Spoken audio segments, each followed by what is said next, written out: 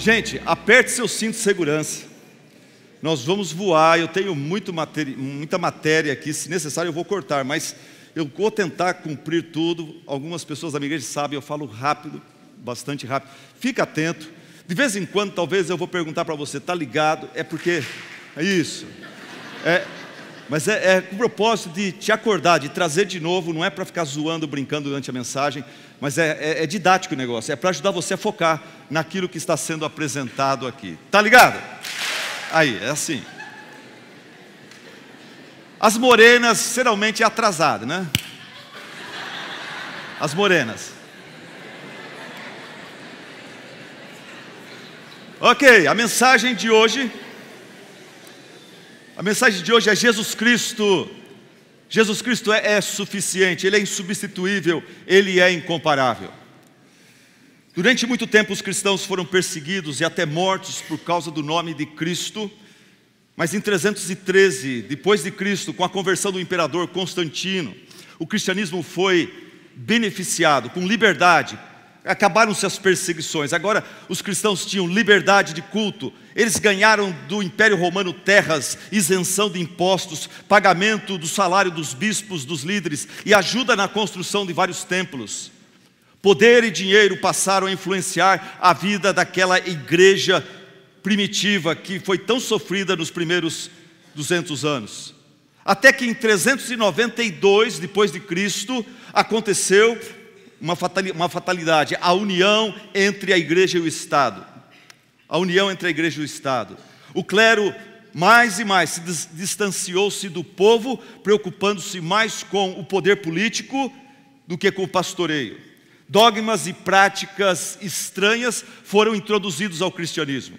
Em 380, oração pelos mortos, instituição de procissões, adoração de imagens, canonização de santos, adoração da Virgem Maria, legalização de penitência, da penitência por dinheiro, aceitação da transubstanciação dos elementos da ceia, essa fé de que os elementos da ceia, o pão e o vinho, se transformam na carne e no sangue de Cristo, literalmente. O invento do rosário, e daí veio aquela invenção maldita chamada a venda de indulgências, a venda do perdão de pecados. E essa venda de indulgências alcançou o seu auge durante o pontificado de Papa Leão X, 1513 a 1521. E é aí que Lutero, aquele monge agostiniano, ficou muito incomodado com essa prática da venda das indulgências, que em 31 de outubro de 1517, ele promove um debate teológico sobre a questão. O Papa Leão X fica sabendo disso, mas não dá muita atenção para essa atitude de Lutero. Ele pensou assim, dizem os escritores, o Papa Leão X pensou assim, isso aí é apenas uma agitaçãozinha acadêmica promovido por um monge alemão bêbado. Todavia Deus serviu-se deste acontecimento para iniciar aquilo que hoje chamamos da Reforma Protestante. Essa reforma foi, antes de tudo, um redescobrimento da palavra de Deus, sua veracidade, primazia, relevância, autoridade máxima em matéria de fé e prática para a igreja e para a vida do cristão. Através do redescobrimento da Bíblia, através dessa ação de Deus, usando o seu servo Lutero, eles começaram a redescobrir que a Bíblia está muito acima da tradição dos pais da igreja, a Bíblia está muito acima da autoridade dos concílios gerais e do magistério do Papa. E ao voltarem-se para a Bíblia, ao voltarem-se para as Escrituras, eles foram encontrando-se com Cristo, sua divindade, sua autoridade, supremacia, suficiência e exclusividade.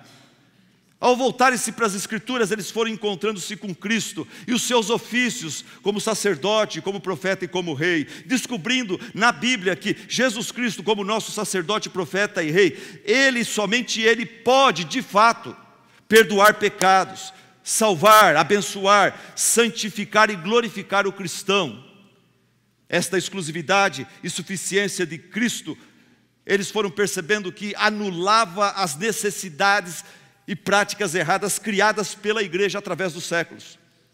Por exemplo, necessidades e práticas do tipo o auxílio dos santos e a obra mediadora da Virgem Maria, a venda e compras de indulgências, as longas penitências e jejuns desumanos, as peregrinações a lugares santos, as promessas e votos, a disciplina monástica, as boas obras como meios para a obtenção do perdão dos pecados, do favor de Deus, do paraíso, o redescobrimento dos ofícios do Senhor Jesus Cristo, como nosso profeta, sacerdote e rei, fez minar a autoridade absolutista do Papa, de seus dignatários e de todo o magistério eclesiástico.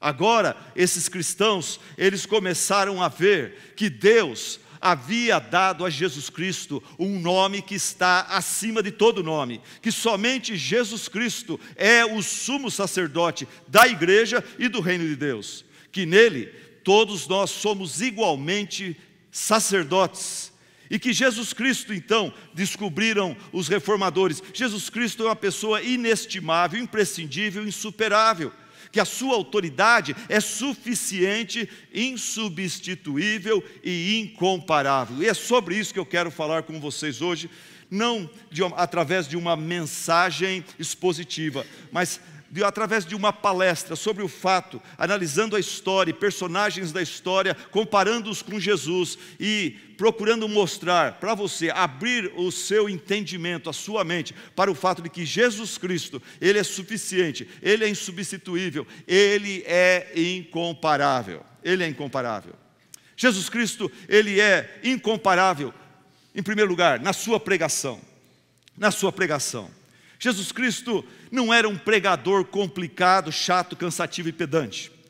A gente lê em Marcos capítulo 1, versículo 22, que as pessoas que ouviam a Jesus, elas não conseguiam dormir, elas não sentiam vontade de ir para o banheiro, elas ficavam todas maravilhadas com o seu ensino. Por quê? Porque Jesus lhes ensinava como alguém que tem autoridade, que tem a unção do Espírito Santo, e não como os mestres da lei. Jesus, ele não era um pregador complicado. O texto fala que todos ficavam. Jesus não pregava só para os acadêmicos. Jesus não pregava só para os escribas, os doutores da lei. Todos, crianças, adolescentes, jovens, donas de casa, simples, entendiam, ficavam maravilhados com o seu ensino. Esse é um desafio para nós. E eu acredito que o pastor Augusto Nicodemos, ele é, para mim, um desafio, um exemplo de escolaridade, de academicidade domesticada e santificada. Esse homem, quando fala de coisas complexas, ele fala de um jeito que a gente entende, e eu louvo a Deus pela vida dele, e desafio você, que está pensando em ir para o ministério, a sair fora desta vaidade de querer ser complexo e complicado e profundo ao ponto de a maioria das pessoas não te entender. Isso vai exaltar o seu ego, isso vai fazer de você talvez uma pessoa famosa pela sua inteligência e profundidade, mas não vai abençoar o reino. Jesus Cristo, siga o exemplo dele. Quando ele pregava, todos ficavam maravilhados com o seu ensino, porque ele ensinava como alguém que tinha autoridade e não como os mestres da lei. Jesus pregava com autoridade, firmeza, convicção e objetividade. Por exemplo, em João 14, versículo 6, olha essas palavras de Jesus. Respondeu Jesus: eu sou o caminho, a verdade e a vida. Ninguém vem ao Pai a não ser por mim. Irmãos, olha que declaração. Olha que declaração firme, clara, objetiva, carregada de autoridade e exclusividade.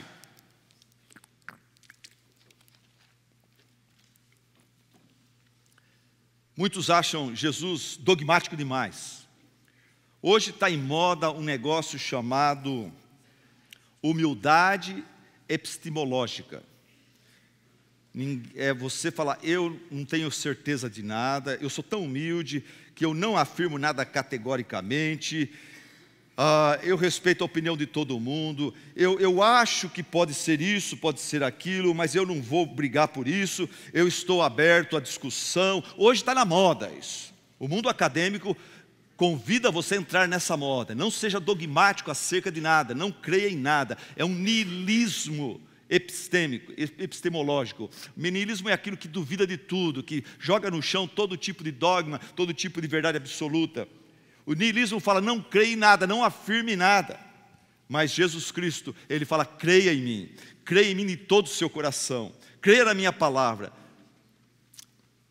E Ele fala aqui então, eu sou o caminho, a verdade e a vida. Ninguém vem ao Pai senão por mim. Muitos acham Jesus dogmático demais nos dias de hoje. Mas para pensar, em todas as áreas do saber, a gente encontra dogmatismo. Em todas as áreas do saber, a verdade ela é dogmática. Por exemplo, se você pega a ciência do esporte, a ciência do esporte é clara. O Santos Futebol Clube é o melhor time do mundo.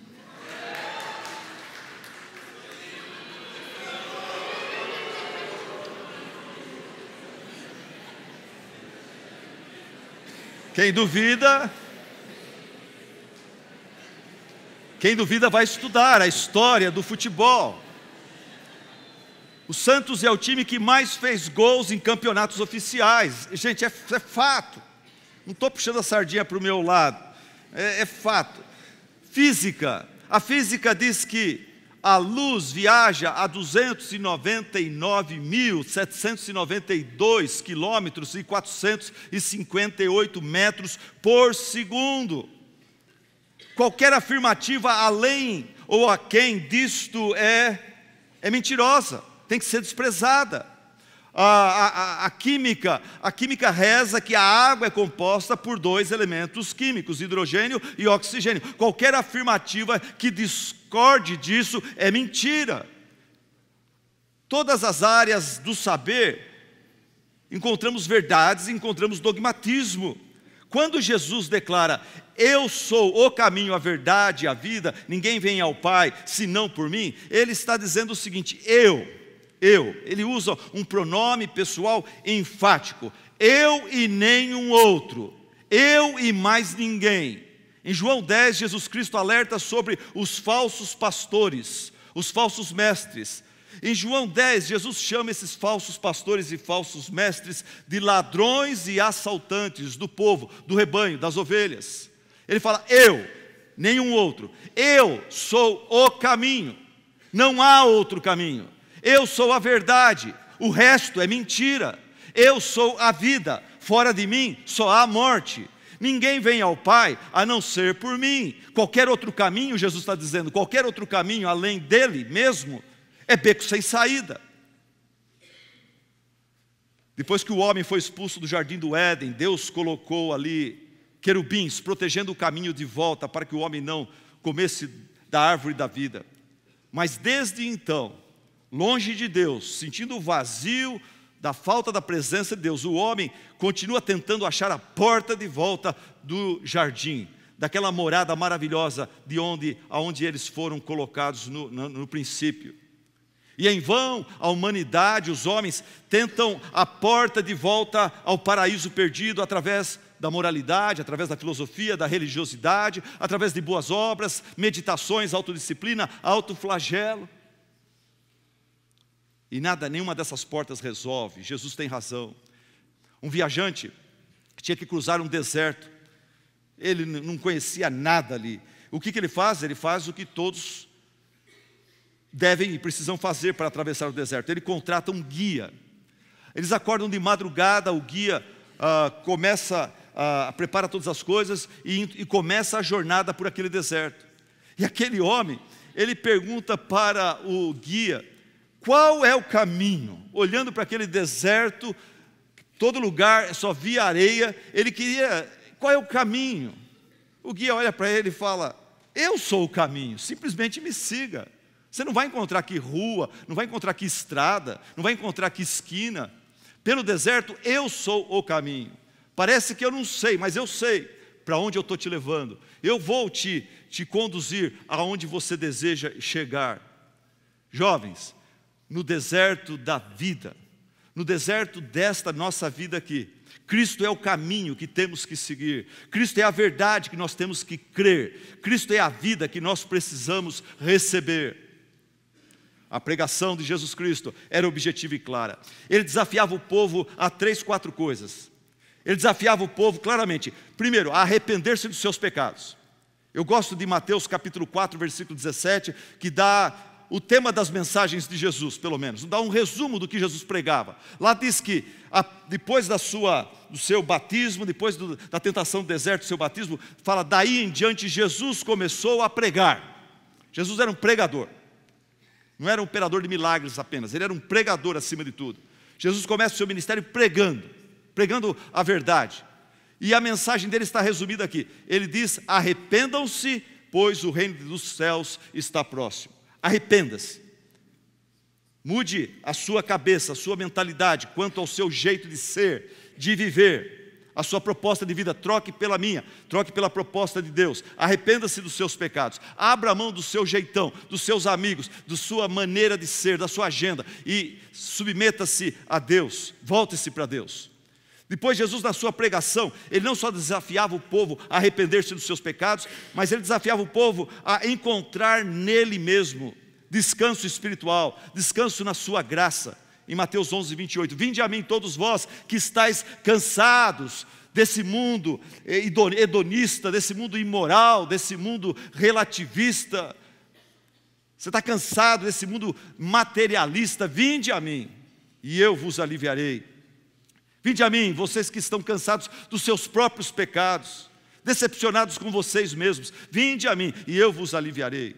E depois Jesus também desafia o povo, desafia a nós pecadores a crer no seu evangelho, na sua autoridade, no seu poder.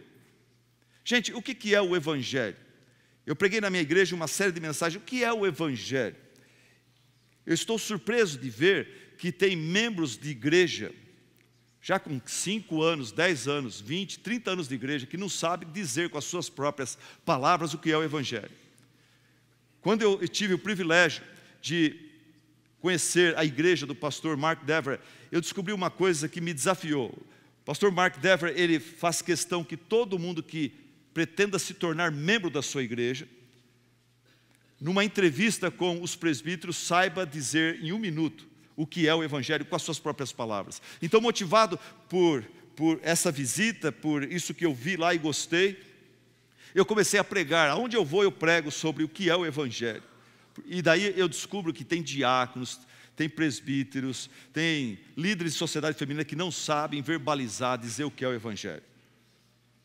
E lá na nossa igreja nós fizemos uma frase: o evangelho é a boa notícia, é a ótima, excelente notícia de que Deus, através da morte e ressurreição de Jesus Cristo, resolveu o nosso pior problema, que não é a solteirice, é o pecado. E Ele venceu o nosso último inimigo. Nosso último inimigo é a morte. Jesus, na sua morte, Ele morreu pelos nossos pecados. Ele resolveu o nosso pior problema.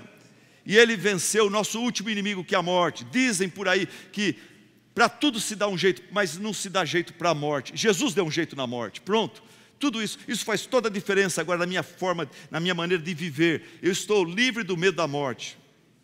Ok, Jesus, a sua pregação era clara e objetiva. Ele desafiava o povo a se arrepender dos seus pecados, a encontrar nele descanso espiritual, na sua graça, a crer no seu evangelho, autoridade e poder. Se alguém tem sede, venha a mim e beba. Quem crer em mim, dizia Jesus, quem crer em mim, no seu interior, do seu interior fluirão rios de água viva. E ele se referia ao Espírito Santo, que ele derramaria sobre todos aqueles que creem no seu nome.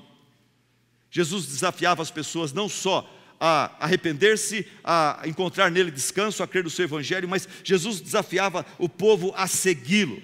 Lucas 9, 23, Jesus dizia a todos: se alguém quiser acompanhar-me, negue-se a si mesmo, tome diariamente a sua cruz e siga-me. O problema com a maioria dos crentes em crise, dos crentes que estão chorando, que estão entristecidos, é que eles não ouviram isso de Jesus ainda ou se ouviram, não estão obedecendo.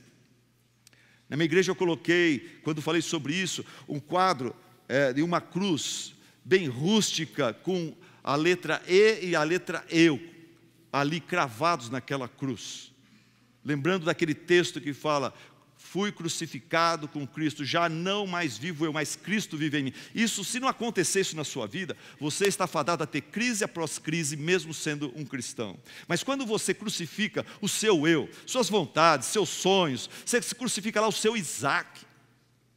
O seu Isaac pode ser a vontade de casar, pode ser a vontade de ter um namorado, vontade de passar numa faculdade, vontade de morar fora do país. Quando você crucifica, fala, Senhor Deus, o que eu mais gostaria é isso, mas está aqui meu Isaac, eu entrego a Ti, faça o que o Senhor quiser. Quando você faz isso, gente, sai um peso das suas costas. Daí você não espera mais nada, o que vier é lucro, e você então está livre para servir o Senhor, aonde Ele te enviar, aonde Ele te colocar. E Jesus desafia seus discípulos também a permanecer nele, João 15, 5. Jesus Cristo, Ele é incomparável na sua pregação. Jesus Cristo é incomparável na sua pregação. Mas Jesus Cristo não é só incomparável na sua pregação, mas Jesus Cristo é incomparável na sua integridade moral, na sua pureza. Compare Jesus, por exemplo, com Maomé. Maomé tinha, de acordo com Sura 4, versículo 3, Maomé tinha permissão para ter apenas 4 esposas. Mas a gente sabe que ele teve 11 esposas e muitas concubinas. Era um homem promíscuo. Confúcio era tão confuso que ele divorciou a sua esposa, abandonou sua família. Sócrates era tão depravado que era atraído por garotinhos, rapazes. Buda, ele fundou uma religião que ensina que o egoísmo é o pior problema que assola o ser humano. E ele pregava sobre 8 passos para que o ser humano pudesse se livrar do seu egoísmo. Mas ele mesmo divorciou sua esposa e abandonou seu filho. Quer algo mais egoísta que isto? Jesus é singular em sua conduta e código de valores, em sua integridade. Nem Herodes, nem Pilatos, seus juízes, conseguiram encontrar algum defeito, algum pecado, alguma falha em Jesus. Até o ladrão crucificado ao seu lado declarou para o seu amigo, nós estamos sendo punidos com justiça, nós não prestamos, nós merecemos esse tipo de morte, mas este que está sendo crucificado entre nós, este homem não cometeu nenhum mal. Até o centurião romano, que liderou sua crucificação, disse acerca de Jesus Cristo o seguinte: é aquele centurião responsável pela guarda que crucificou o mestre. Ele louvou a Deus dizendo, certamente este homem era justo, era o Filho de Deus, de acordo com Lucas e Mateus. Jesus Cristo é incomparável na sua pregação, Jesus Cristo é incomparável na sua integridade moral. Jesus Cristo é incomparável em seu nascimento e origem. Moisés, Maomé, Sócrates, Buda, eles nasceram, eles foram criados por Deus, eles foram concebidos através de um processo natural, de uma forma natural. Mas Jesus foi concebido de forma sobrenatural. Em Mateus 1,18 nós lemos, Maria, sua mãe, estava prometida em casamento a José, mas antes que se unissem, achou-se grávida pelo Espírito Santo. Jesus, Ele não só foi concebido de forma sobrenatural, Jesus Cristo, Ele é divino, Ele é eterno. Em João 1, versículo 1, fala, no princípio era aquele que é o verbo de Deus, a ação de Deus, Ele é a palavra de Deus, Ele é o poder ativo de Deus, Ele é o Filho de Deus. No princípio era aquele que é a palavra, Ele estava com Deus e Ele era Deus, Ele estava com Deus no princípio, todas as coisas foram feitas por intermédio dEle, sem Ele nada do que existe teria sido feito. Paulo disse em Colossenses capítulo 1, versículo 17, Paulo disse, Jesus, Ele é antes de todas as coisas, nele tudo subsiste. Quer dizer, Ele não só criou todas as coisas, mas Ele preserva todas as coisas. Nele tudo subsiste. Essa cadeira que você está sentado aí, os átomos delas continuam trabalhando do jeito que deve para essa cadeira te sustentar, porque Jesus, Ele sustenta. Pela palavra do seu poder, os astros, as galáxias, Ele sustenta os átomos até do mundo microscópico. Os fariseus, eles tinham Abraão como alguém muito especial. Mas Jesus Cristo fala para esses judeus, vocês admiram Abraão? Deixa eu dizer uma coisa para vocês. Eu lhes afirmo que antes de Abraão nascer, eu sou. Tempo presente. Jesus, Deus, a Trindade, eles vivem num constante presente. Isso a gente não consegue entender, porque nós estamos aprisionados no tempo e no espaço. Quando você fala, a pessoa morreu, foi para a presença de Deus, será que ele está demorando muito ele está cansado de esperar até a minha morte para que eu encontre com ele lá? A pessoa que vai para a presença de Deus, ele vai para a eternidade. Lá não tem mais relógio, lá não tem antes, depois, lá não tem, está demorando. Essas expressões fazem parte da nossa realidade. Jesus, ele vive numa constante eternidade. Eu lhes afirmo que antes de Abraão nascer, eu sou. Eu sou. Em Apocalipse 21:6, o próprio Jesus crucificado, glorificado, declara: está feito. Eu sou o alfa e o ômega, o princípio e o fim. A quem tiver sede, darei de beber gratuitamente da fonte da água da vida. Jesus é incomparável em seu nascimento e origem. Mas Jesus também é incomparável em sua natureza.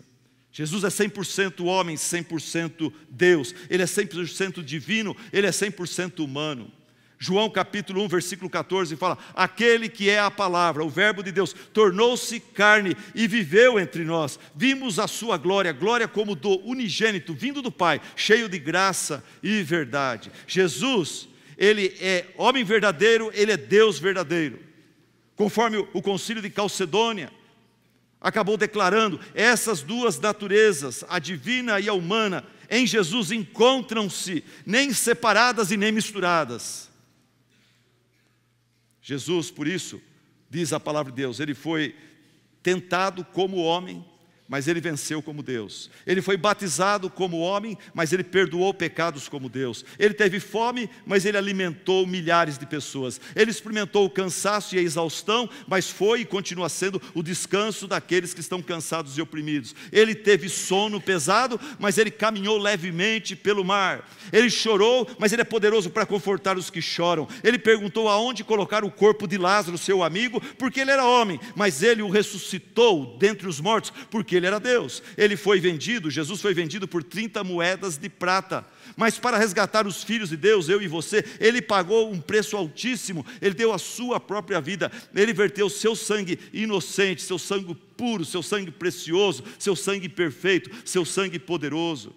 Como ovelha, ele foi levado ao matadouro, mas na verdade, ele é o supremo pastor das ovelhas, que um dia se manifestará e concederá a cada um de nós a coroa da glória.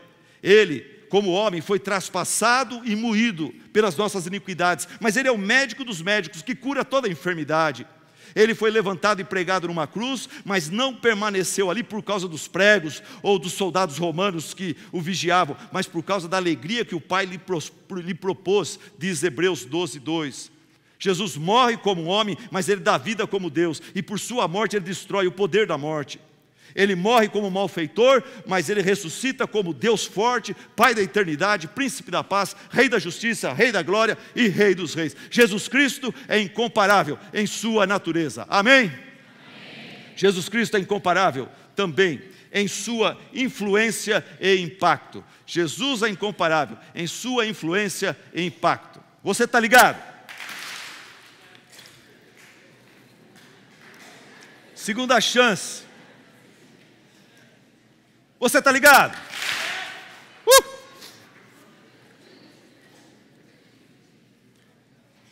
Jesus Cristo é incomparável em sua influência e impacto. Influência e impacto na história da raça humana. Sócrates, ele lecionou por 40 anos, Platão por 50, Aristóteles por 40 anos. E Jesus lecionou apenas por mais ou menos 3 anos. Mesmo assim, a influência dos 3 anos do ministério de Cristo transcende infinitamente o impacto deixado pelos 130 anos desses 3 filósofos da antiguidade. Jesus Cristo nunca pintou nenhum quadro. Mesmo assim, as melhores pinturas de Rafael, Michelangelo e Leonardo da Vinci foram inspiradas no próprio Cristo. Jesus Cristo nunca escreveu nenhuma poesia, mas Dante, Milton e outros grandes poetas também se inspiraram na vida e ensinamentos de Cristo para compor suas melhores poesias. Jesus nunca compôs uma música sequer, mas Haydn, Handel, Beethoven, Bach, Mendelssohn atingiram sua mais alta perfeição musical nos hinos, sinfonias e oratórios compostos ao louvor de Cristo. Jesus nunca construiu ou fundou uma escola, Mas as maiores e melhores universidades da atualidade, Harvard, Princeton, Yale, a Universidade Livre de Amsterdã, foram estabelecidas por cristãos reformados. Interessante que eu li que os fundadores de Harvard, na sua missão e propósito, olha o que eles afirmam. Eles dizem assim: cada estudante de Harvard, esse era o propósito deles, cada estudante deve ser simplesmente instruído e intensamente impelido a considerar corretamente que o propósito principal de sua vida e de seus estudos é conhecer a Deus e a Jesus Cristo, que é a vida eterna. Jovens, todas as esferas da grandeza humana têm sido enriquecidas pelo humilde carpinteiro de Nazaré. Ele é a base de toda a ciência, educação, filantropia, dos direitos humanos e da democracia. Mas a sua contribuição maior à raça humana está na transformação e salvação de pecadores que só ele consegue operar. Isto a filosofia não consegue fazer, muito menos a psicologia, muito menos a arte, muito menos a música ou literatura. Somente Jesus Cristo, nosso Senhor, consegue quebrar as cadeias que prendem o homem ao pecado, a Satanás, ao inferno. Somente Jesus consegue conceder paz ao coração humano, fortalecer o enfraquecido e dar vida aos que estão moralmente e espiritualmente mortos. O próprio Napoleão Bonaparte, no fim da sua vida, ele confessou ao seu fiel colaborador, General Bertrand, ele disse assim, está na história, na biografia dele, ele falou para o seu fiel colaborador o seguinte, ele falou assim: escute, Jesus não é um mero homem. Alexandre, César, Carlos Magno e eu fundamos impérios, conquistamos muitas terras, mas em que se fundamentam essas criações do nosso gênio? Na força, na força. Somente Jesus fundou um império com base no amor. E neste exato momento, milhões de pessoas estão dispostas a morrer pelo seu nome. Nós realizamos nossas conquistas por amor ao poder. E Jesus Cristo, pelo poder do amor. Creio, disse Napoleão, creio que entendo um pouco acerca da natureza humana. E lhe digo, todos eles eram homens, todos esses grandes líderes humanos, eles são homens, assim como eu sou um homem, disse Napoleão. Mas Jesus Cristo era muito mais do que um homem. Jesus Cristo é incomparável em sua influência e impacto sobre a história da civilização humana. Sexto lugar, Jesus Cristo é incomparável em sua santidade.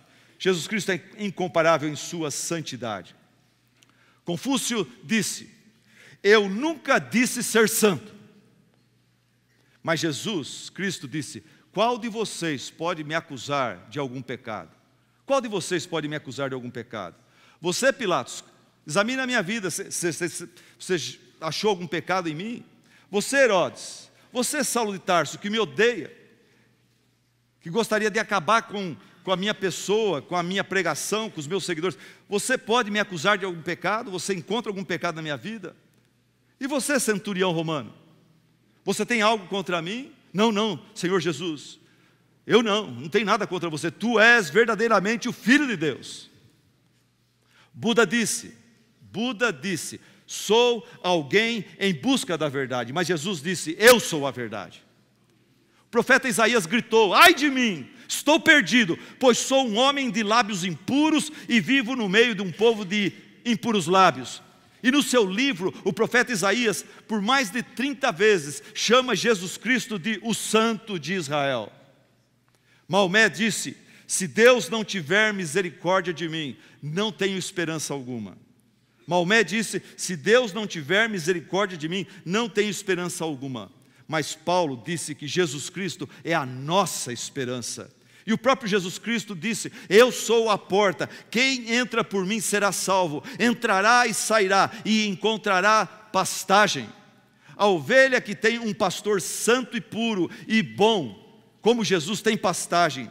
Essa ovelha, ela é abençoada, saudável, feliz e segura. Jesus é incomparável na sua santidade.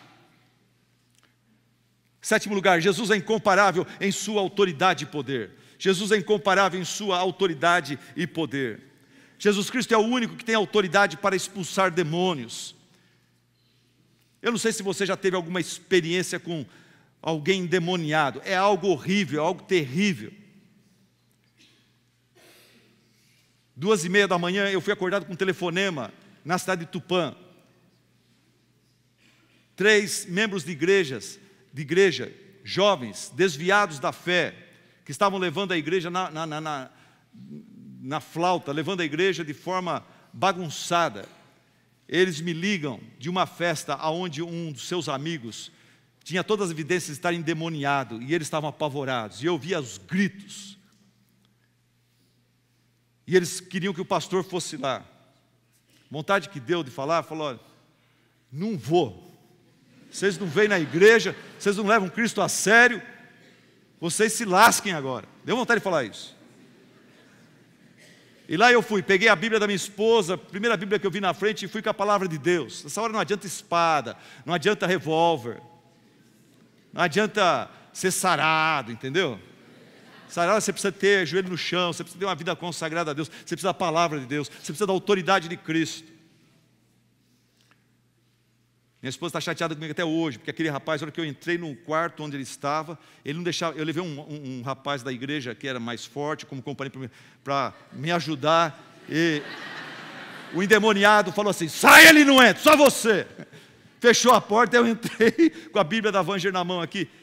Ele se aproximou de mim e falei: vai me atacar, vai acabar com a minha raça. Ele pegou a Bíblia da Vanger, mas ele jogou contra a parede, acabou com a Bíblia.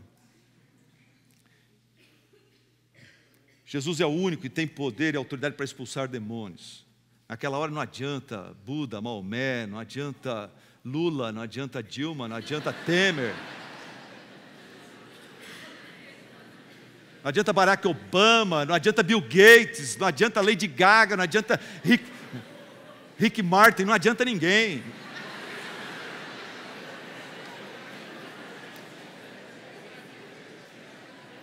E vocês ficam aí, às vezes falando mais de Neymar, de Lady Gaga, desse e daquele Bill Gates, do que de Jesus. Mas eu quero ver o dia que na sua casa, você, na sua vida, você tiver que lidar com uma situação dessa. Lá em Marcos 5, nós vemos Jesus expulsando o demônio de um gadareno, um homem que morava nessa região de Gadara. O texto fala que ele estava possuído por uma legião de demônios. Tinha pelo menos 2.000, porque a hora que os demônios saem, eles entram e acabam com a raça de 2.000 porcos. Muitos demônios dentro desse homem. Esse homem vivia num cemitério, noite e dia, gritando e cortando-se com pedras. Ninguém era suficientemente forte para dominá-lo, diz o texto. Ninguém era suficientemente forte para dominar esse endemoniado. Mas Jesus não precisou usar força nenhuma, porque Jesus tinha autoridade sobre os demônios. Jesus simplesmente falou: saia deste homem. E os demônios, temendo, obedeceram a sua palavra. Jesus é o único que tem autoridade para expulsar demônios. Jesus é o único que tem autoridade para perdoar pecados. Em Cafarnaum é muito legal esse texto. A casa está lotada. As pessoas lotaram a casa para ouvir Jesus, seus ensinamentos. Volto a dizer, ele era um grande pregador. E lá no meio do povo estão os mestres da lei. Pelo telhado que é aberto e descoberto, 4 homens descem um paralítico. E Jesus olha para esse paralítico que interrompe o seu sermão, a sua exposição bíblica, e Jesus olha para aquele paralítico e sente compaixão dele e fala: teus pecados estão perdoados. Logo, os mestres da lei falam: por que esse homem fala assim? Esse homem está blasfemando. Quem que pode perdoar pecados? Quem tem essa autoridade? Somente Deus pode fazer isso. Jesus percebe isso e fala: o que vocês estão razoando no seu coração? Que é mais fácil dizer: os seus pecados estão perdoados? Ou levanta-te, toma o teu leito, a tua maca e ande? Olha aqui, Jesus falou. Jesus ficou nervoso, ele falou: olha aqui, para que vocês saibam que eu sou Deus e que eu tenho o poder de perdoar pecados, eu vou fazer o seguinte: jovem, toma a tua maca, levanta-te e anda. E o jovem levantou-se, foi curado da sua paralisia. E o texto fala que todos naquela casa ficaram pasmados, assombrados, atônitos, e eles glorificavam a Deus, dizendo: nunca vimos nada igual. Porque Jesus, ele é o único que tem autoridade para perdoar pecados. Jesus é o único que tem autoridade sobre a morte. Jesus Cristo é a única pessoa capaz de transformar funerais em festas. A viúva de Naim perdeu seu filho, seu único filho. Que coisa triste. Ela juntou tudo que tinha, comprou um caixão e preparava o funeral do seu único filho. Mas naquele mesmo dia, a 38 quilômetros dali, Jesus deixava Cafarnaum, dirigindo-se para essa cidade, a cidade de Naim. E os discípulos seguiam Jesus. E o texto fala que junto com os discípulos, uma grande multidão de Cafarnaum vinha com Jesus até Naim também, para talvez ouvir mais um sermão dele, ver ele operar mais um milagre. E o que aconteceu? O que aconteceu? A Bíblia diz que, bem na hora que a mulher, seus vizinhos, seus amigos, eles deixam a casa e começam a sair da cidade de Naim para o sepulcro, para enterrar o seu filho, aquele cortejo da morte está indo, no mesmo tempo o cortejo da vida e da alegria está chegando. Jesus, seus discípulos, aquele pessoal que está em festa, que está alegre e feliz, eles estão chegando, e as duas multidões se encontram, o cortejo da morte e a comitiva da vida se encontram. E a Bíblia fala que Jesus, assim que ele viu o caixão daquele menino, daquele garoto, aquela mãe viúva chorando, Jesus moveu-se de íntima compaixão por ela e disse para ela: não chores, não chores. E chegando perto do caixão, ele tocou o esquife e ele disse: jovem, eu te digo, levanta-te. E eu imagino muita gente falando: que loucura aqui. Uma vez eu estava num cemitério, tinha um pastor neopentecostal, que a família pediu para eu fazer o funeral, mas ele foi lá e ele falou: olha, eu profetizei que ele não ia morrer. E eu fiquei em crise nessa noite, nessa madrugada, e eu lutei com Deus, e Deus falou para mim que, não, eu deixei ele morrer para que você pudesse ver uma maravilha maior. Então eu vou orar para que ele ressuscite agora aqui. E esse homem se ajoelhou no caixão, o buraco estava aberto, ele se ajoelhou ao lado do caixão, e ele começou a orar. Ele começou a orar poderosamente, com a oração neopentecostal, aquela oração porreta, e o diácono que estava comigo, da Igreja Batista de Bragança Paulista, eu percebi que ele começou a dizer amém, aleluia também. Ele começou a acreditar na oração do homem. E aquele homem foi orando, orando, e se eu fosse fazer um gráfico, a oração daquele homem foi subindo, subindo, subindo, subindo.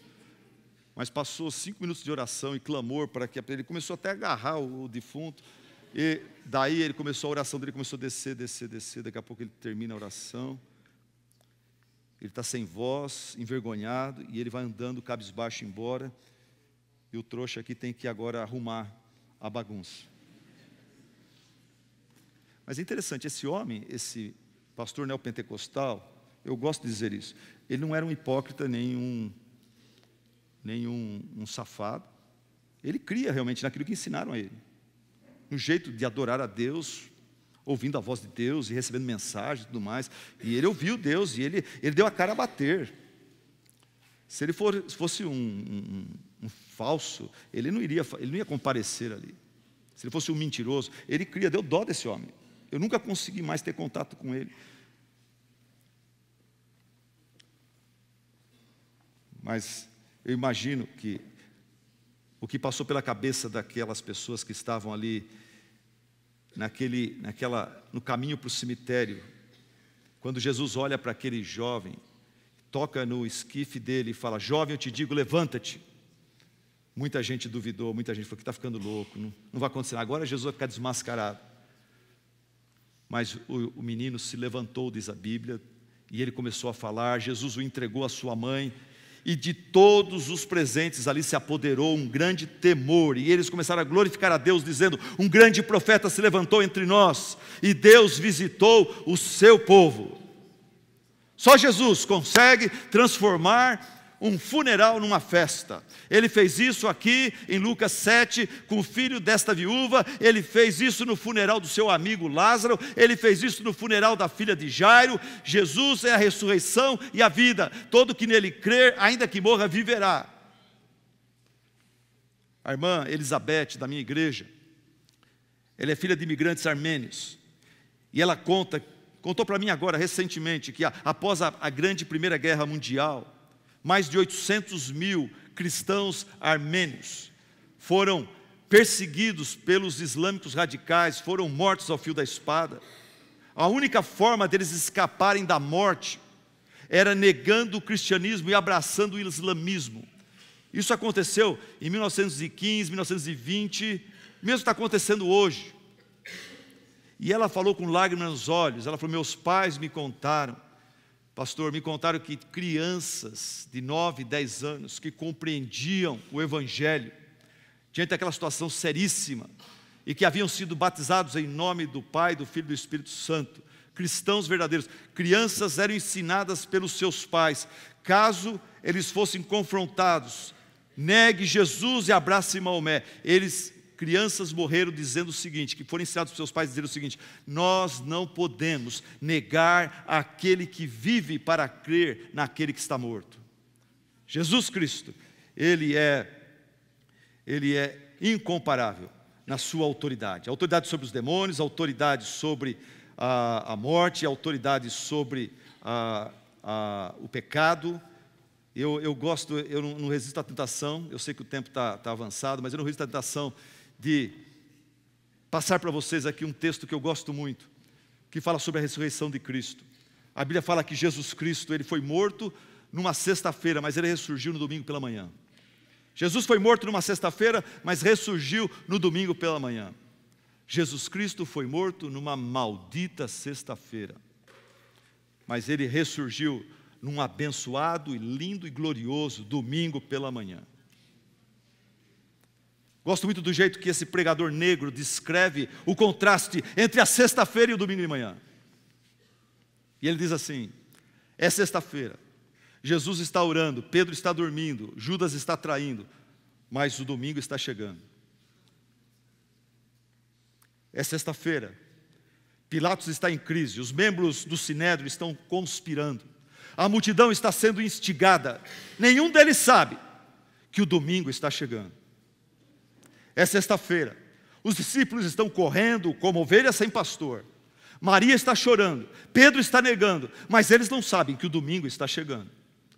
É sexta-feira, os romanos açoitam o meu Jesus, eles o vestem com um manto vermelho, eles o coroam com uma coroa de espinho, mas eles não sabem que o domingo está chegando. É sexta-feira, veja Jesus carregando a minha cruz em direção do Calvário, seu sangue corre por seus ferimentos, seu corpo cansado fraqueja e cai, seu espírito queima interiormente, mas não se esqueça, meu irmão, ainda é sexta-feira, porque o domingo está chegando. É sexta-feira, o mundo está vencendo, as pessoas estão pecando, os demônios estão rindo. É sexta-feira, os soldados pregam as mãos do meu Salvador na cruz, eles pregam seus pés na cruz e depois o levantam e o expõem entre os criminosos. É sexta-feira, mas deixe-me lhe dizer uma coisa: o domingo está chegando. É sexta-feira, os discípulos estão confusos, o que aconteceu com o seu rei? E os fariseus estão celebrando, pois o seu alvo foi alcançado, mas eles não sabem de uma coisa: é apenas sexta-feira, porque o domingo está chegando. É sexta-feira, o Filho de Deus está pendurado na cruz, sentindo-se abandonado pelo Pai, deixado sozinho para morrer, e um gaiato grita: salvou os outros, mas não é capaz de salvar-se a si mesmo. Mas é apenas sexta-feira, porque o domingo está chegando. É sexta-feira, a terra treme, o sol escurece, o meu rei entrega seu espírito ao Pai. É sexta-feira, parece que a esperança está perdida, parece que a morte venceu, parece que o pecado triunfou, Satanás está rindo. É sexta-feira, Jesus foi sepultado, uma guarda romana vigia seu corpo, uma rocha pesada fecha a porta do seu sepulcro, mas é apenas sexta-feira, queridos. O domingo está chegando, e o domingo chegou, com poder e grande glória. Jesus ressuscitou dentre os mortos, Ele ressurgiu vitoriosamente. As profecias se cumpriram, a morte foi vencida, a sua autoridade foi estabelecida, os apóstolos perderam o medo, a covardia, a igreja se espalhou pelo mundo inteiro, e hoje Deus te trouxe a essa conferência de jovens da Fiel, para lhe dizer, não importa o seu passado, não importa o que você fez ou com quem você andou, creia no Senhor Jesus Cristo, e você será salvo pela sua graça, será salvo pelo favor imerecido de Deus. Creia no Senhor Jesus Cristo, creia no Senhor Jesus Cristo, olhe para Ele com fé. Só Ele tem autoridade moral para dizer, eu sou a ressurreição e a vida, quem crê em mim, ainda que morra viverá, e quem vive e crê em mim, não morrerá eternamente. Jesus, Ele é suficiente, Ele é insubstituível, Ele é incomparável, na sua pregação, na sua integridade moral, no seu nascimento, na sua origem, na sua natureza, na sua influência e impacto, na sua santidade, em sua autoridade e poder. E eu não posso deixar esse púlpito sem antes fazer uma pergunta para você. Como está seu relacionamento com Jesus Cristo, o Rei dos Reis? Como está o seu relacionamento com aquele a quem Deus deu um nome que está acima de todo nome? Eu não estou perguntando se você conhece acerca de Jesus. Eu estou perguntando como está seu relacionamento com Ele. Eu conheço um monte de coisas sobre Neymar, mas eu não tenho relacionamento nenhum com Ele. A igreja romana conhecia um monte de coisas sobre Jesus, mas não tinha relacionamento nenhum com Ele. Eles trocaram Jesus por papas, por dogmas, trocaram sua palavra, sua autoridade, e eles se estabeleceram como autoridade, e daí veio a escuridão, a ignorância, o pecado e as trevas. Se você não tem relacionamento com Jesus, sua vida também está fadada a continuar na escuridão, na ignorância, no pecado e nas trevas. Como está seu relacionamento com Jesus? A igreja romana tinha um certo relacionamento com Jesus, mas eles não o excluíram completamente. Mas eles adicionaram ao lado de Jesus uma série de coisas, uma série de outras autoridades, Maria, os santos, o Papa e tudo mais. Esse é o perigo, meu jovem. Esse é o perigo. Você não vai negar Jesus.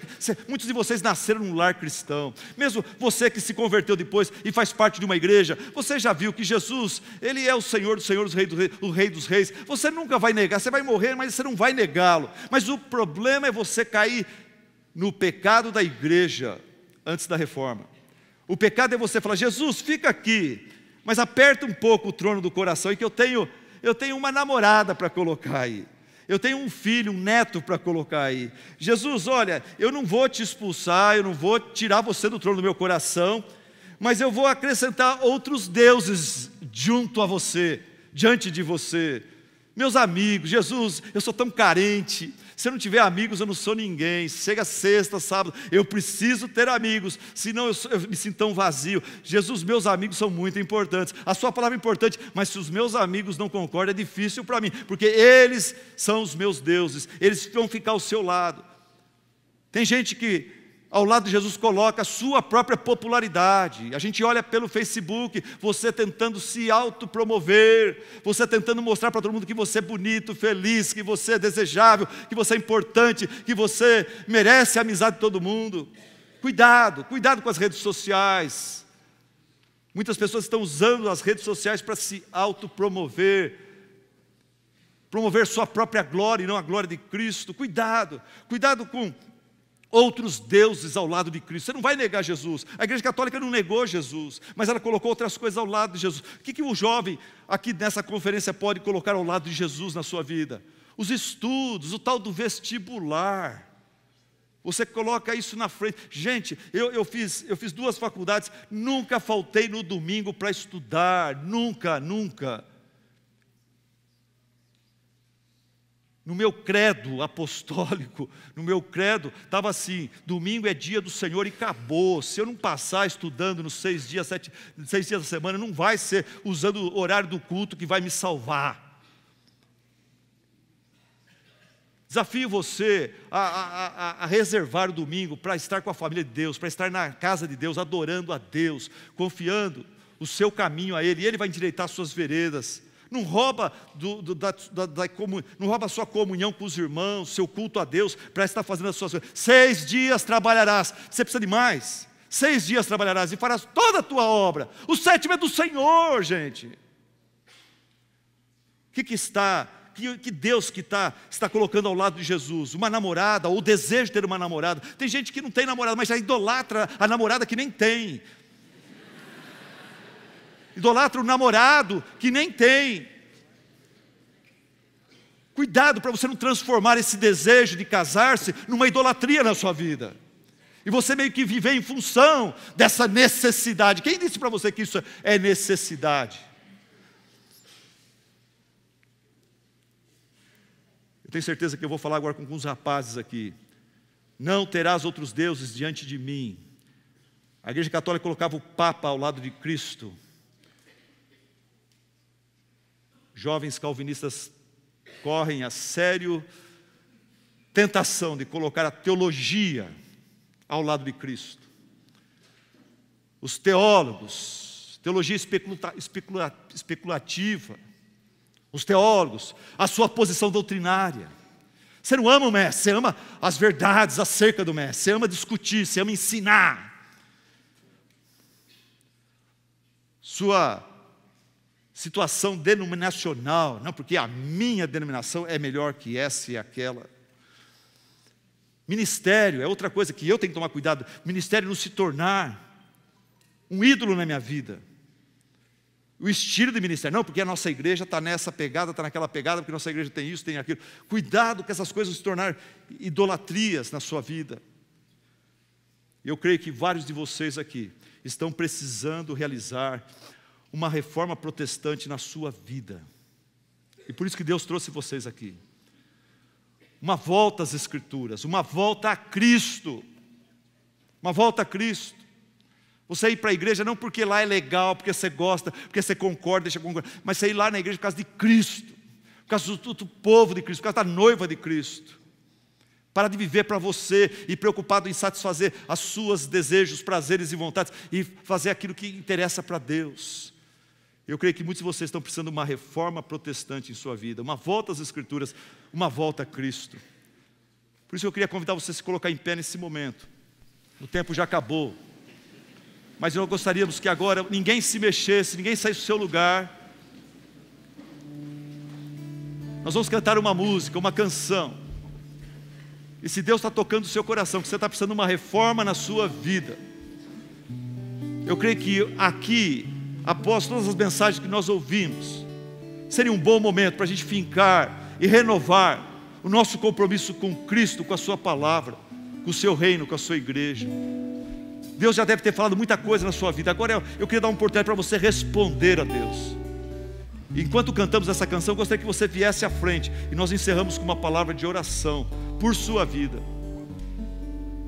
A vida cristã ela é feita de arrependimentos, não só de um arrependimento na conversão, mas de arrependimentos.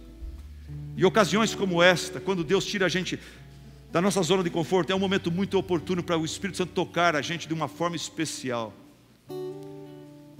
Jovem, se essa for a tua vontade, eu quero me ajoelhar aqui com você, quero orar por sua vida, orar pela minha vida, pela minha igreja, pela sua igreja. Onde você estiver, não tenha vergonha, vem aqui, vamos responder a tudo que Deus tem falado a nós de uma forma bem gráfica, de uma forma saindo dos nossos lugares e nos prostrando aqui, de joelhos no chão. Renova-me, Senhor Jesus, já não quero ser igual. Renova-me, Senhor Jesus, põe em mim teu coração, porque tudo que há dentro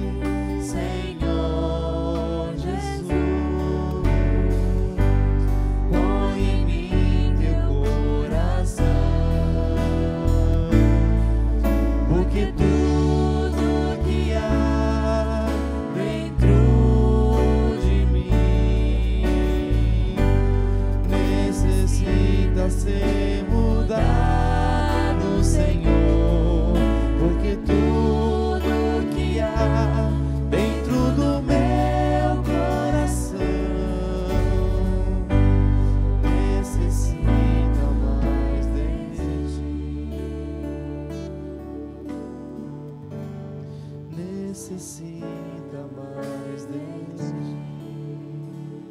Querido e amado Deus, entendemos que o Senhor nos trouxe aqui não só para sermos informados, mas acerca da reforma protestante, acerca das 5 solas da reforma protestante, que são verdades maravilhosas, Senhor, mas o Senhor trouxe aqui também para nos reformar também. O Senhor trouxe aqui talvez para até mesmo salvar algumas pessoas que ainda não tiveram encontro contigo, e para edificar e levar outros, Pai, a uma reconsagração de vida. Querido Deus, a gente às vezes acusa tanto os cristãos do passado dos seus erros, mas nós mesmos, Pai, temos cometido os mesmos erros. Conforme falei no final dessa mensagem, Senhor, o Senhor sabe aonde eu tenho pecado, onde eu tenho errado, aonde eu não tenho dado a primazia devida ao Senhor Jesus Cristo, a sua palavra. Deus, tem misericórdia de mim. Pai, eu peço por todos esses jovens, o Senhor sabe o que cada um está confessando, o que cada um está precisando, está buscando aqui de Ti. Senhor, derrama a Tua graça sobre nossas vidas, Pai. Usa tudo isso, Pai, que foi pregado, falado, e que pela unção do Teu Santo Espírito, Pai, aquilo que só o Seu Santo Espírito pode operar em nossas vidas, por favor, opera, Senhor. Opera, Senhor, nos dando a disposição que nós não temos, Pai, a disposição que nós perdemos ao longo da jornada cristã. Renova-nos, Senhor, espiritualmente falando, Pai. Nos leva de volta ao primeiro amor, Senhor. Nos leva de volta às primeiras práticas, a leitura diária, a oração, Senhor, as experiências gostosas na Tua presença, Senhor. Nos dá a libertação que precisamos. Alguns de nós, Pai, estão já escravizados, Pai, ou ao trabalho, ou aos estudos, ou à ideia de namoro, Senhor, ou escravizados, Pai, ao dinheiro, escravizados à mídia social. Ó Deus, nos liberta do que for necessário, Senhor, para que nós possamos com liberdade Te servir, Te amar, desfrutar das Tuas bênçãos, da Tua presença. Querido Deus, eu imagino que deve ter algum jovem, alguma moço aqui, Senhor, que nessa noite precisa entregar o seu Isaac a Ti, Senhor. Aquela bênção legítima, mas que está, Senhor, ocupando muito espaço no seu coração, Senhor. Está sendo idolatrada, Senhor.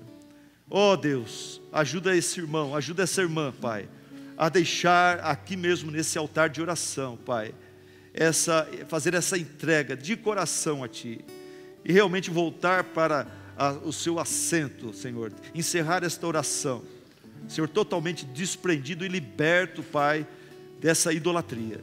Querido Deus, cuida de nós, tem misericórdia de nós, Pai. O Senhor sabe os que estão aqui sofrendo por causa do Evangelho, estão sofrendo, Senhor, por causa de uma vida que eles estão procurando levar, uma vida santa, uma vida mais firmada na Tua palavra, mas na Sua igreja, Senhor, não há ninguém que os encoraje, não há ninguém, Senhor, que os apoie. Pai, abençoa esses cristãos que estão mais solitários na sua jornada, Senhor.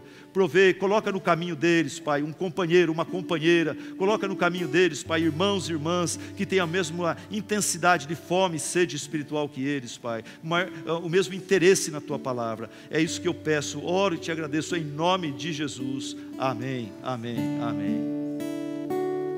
Amém. Deus abençoe a todos vocês. Deus nos abençoe. Deus nos abençoe.